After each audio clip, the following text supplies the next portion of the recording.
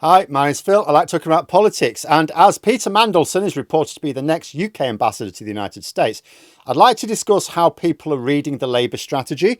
And it's one which seems to make a lot of sense to diplomatic and trade experts who have expressed a view on the subject. So how exactly will Mandelson be used to help us avoid collateral damage from Trump's reign of vengeance? But first, for daily political commentary, please hit the subscribe button so you don't miss out. So I'll be honest, I'm more than a little hesitant about the idea of a politician being made ambassador rather than like a career diplomat. That being said, and listening to a few experts, including a former British ambassador to the United States whilst Trump was president, Kim Darroch, the move does make a lot of sense. Now, being honest, are we going to have a fruitful relationship with a Trump-led America? Can we expect that? I don't think very many people think that is likely. Nigel Farage is looking to cash in, but not too many people think that Trump is going to be good for the UK. And if you take that view, that Trump is not really going to be good for the UK, then logically you have to take the view that we should look for damage limitation. And what is the damage we fear? Mostly a trade war. And various experts have been setting out just how Mandelson could actually be very good for the role, specifically for dealing with Trump. To a certain section of Labour, Mandelson's not exactly the most popular figure. And why? Well, to the anti-Semites, he's Jewish, so, you know. But to a lot of other people on the left, I mean, there are some that are just very tribal. Peter Mandelson is very much to the right of the Labour Party, right? This is why John McDonnell, for example, is upset at the decision, although he didn't actually give any reasons why Mandelson is unsuitable. But I think there are others of us as well who just think, you know, he's a bit smarmy and we don't quite trust him. So yeah, so there's a lot of people in Labour who are not really keen on Peter Mandelson. But I would say this for a start. First of all, this is a role which means he's not in the country. So like, you know, he's basically being exiled from the UK. Like, take it as that. But benefits, as Darroch explains, his politics works well for the role in America. Like, who should we send to deal with Donald Trump? Someone who vocally calls for billionaires to not exist? How's that going to go down with a government of billionaires? Experienced diplomats have said that Labour's problem with Trump is that they're too left-wing for him. I mean, pretty much everyone's too left-wing for Trump. He's a little bit to the right of Adolf Hitler, right? So probably everyone is too left-wing. But he views Labour as this dangerous socialist experiment that is anathema to him, right? And so do all the people whispering in his ear. So in actual fact, the sort of person we should send to deal with Trump is the sort of person who's evidently comfortable around extreme wealth. According to Darroch, it also helps that Mandelson is an expert on China policy, as well as and others, diplomats have said the same thing. He's worked on US-EU relations in the past. He knows about EU trade policy. He's an expert on everything we need to discuss with Trump.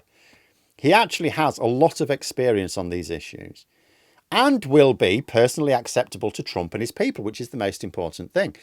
And job number one for the ambassador is to have the trust of the head of government of the country to which you are assigned. So what will Mandelson's main mission be? Well, obviously nobody is going to be open about that, even off the record, right? But David Hennig may provide a clue. So he's an expert on EU trade policy, someone that anyone interested in opposing Brexit should absolutely be listening to a lot more. And certainly someone Labour should listen a lot more to, in my opinion. So he was calming down a few fears about Trump as well. Now, here's the thing. Trump is not really grounded in reality. He's got very thin skin. And I believe he will absolutely want to unleash vengeance on his enemies in America. But he's also an idiot. And he doesn't understand how things are done. He's not an administrator. And he's now surrounded himself with other people who are also idiots and not very good administrators in government. Hennig points out that, yes, okay, Trump could cause damage, but a lot of what he wants to do will require a political process, and he's just not very good at that political process. And he's now surrounded himself with other people who are not very good at the political process. And I'd further add that he doesn't have a large majority in Congress anyway, so that political process would be tricky at the best of times.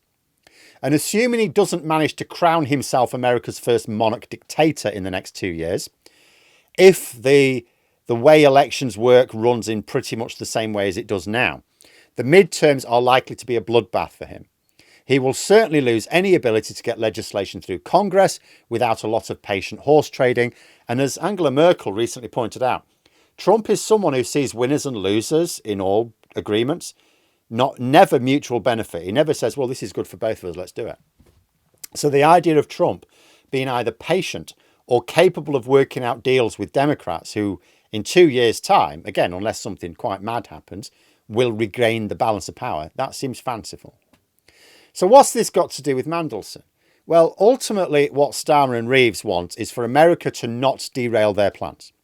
I'm not seeing any signs that they're really confident we're going to get anything. They're not.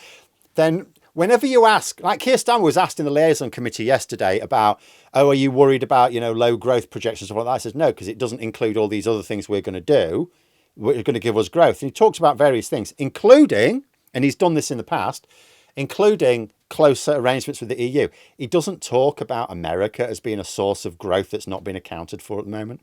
So despite them talking positively about trade deals with America, they're not basing any of their planning on it. So really, what they want, what Labour want, and what they're clear about is they want a closer relationship with the EU. Trump doesn't. They don't want random tariffs slapping on British exports. Trump likes tariffs. So basically, Mandelson's role is seen as engaging with Trump with a view to basically playing for time. Stop him doing anything mad.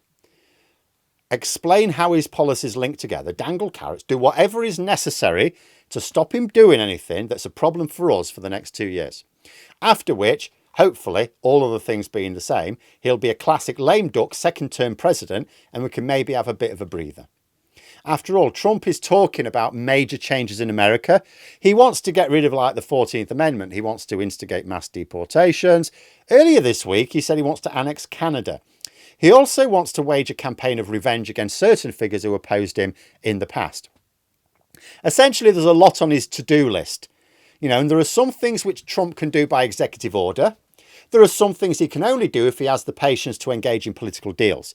He's bad at the latter, and now his government is filled with people who are mostly bad at it as well. So we have to work on the things he can do unilaterally. And as Hennig points out, there's a good chance that Trump will actually be mostly focused on his domestic agenda rather than some sheep-obsessed island off the northern coast of Europe, a place he probably could not even point out on a map of the world. And as constitutional expert David Alan Green chimed in the same blue sky discussion, Trump's priority will surely be his own financial affairs and post-presidency security, because the sword of Damocles is still dangling over his head regarding the prospect of imprisonment. He doesn't want to stop being president and go to prison, does he? So that's probably going to attract a lot of his attention. That's probably what he's going to spend his time on. Making sure he doesn't go to prison. Making sure he becomes a lot wealthier than he already is. Making sure he can push his domestic agenda. The UK may not be a big feature for him. We should probably remember the UK is, of course, a very big deal to those of us in the UK. So we sort of think, oh, well, of course we must be, the American president must be thinking about us all the time. And it's like, well, no.